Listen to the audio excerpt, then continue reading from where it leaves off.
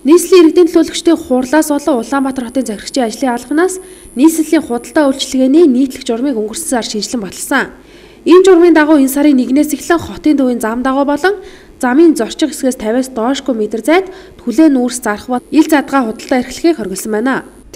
Одоо нөгөө нэг яг энэ төлийн нүүрс маань одоо яадгийг нэг өөрсдийнх нь эрэлт хэрэгцээ байгаа шүү дээ тийм ээ. Яг зам дагуу барилгаад хүмүүс замын дагуу аавна гэд. Тэгэхээр эн чинь нөгөө замын хөдөлгөөнтэй холбоотойгоор тэгээ иргэдийн нөгөө одоо явган гарц одоо юу гэдгийг тийм энэ зам одоо талбайг одоо ингээ хаасан боосон иймэрхүү нөгөө юунууд ачааллууд их үүсдэг учраас ер нь бол худалдаа үйлчилгээ одоо ил задгаа худалдаа үйлчилгээг нийтийн эзэмшлийн зам талбайд болгон одоо зөвшөөрөгдөг үү тийм нийтийн эзэмшлийн зам талбай одоо замаас одоо 50 м хүртэлх зайд гэд бүр ингээд юуг нь заагаад өгсөн байна.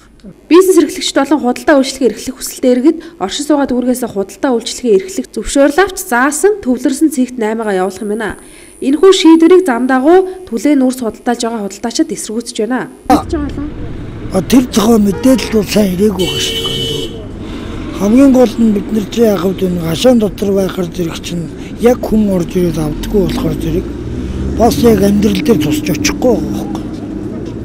Тэгэхээр тэрийгээ бас одоо Батүл дарга марган жоохон бодож үзүүлэх юм зүгээр л байгаа.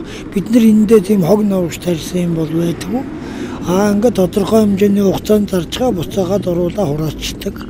Энэ болохоор яг замын 1-р игнэний хажуу зарж байгаа болохоор энэ автомашинууд зогсож түлээ авсаасаа замын төгжрөл үүсгдэг гэдэг асуудал. Тэр тал бол нарийн зам дээр л гардаг байх. Манай энэ чинь болохоор их өргөн зам болохоор бас гайгүй л дээ.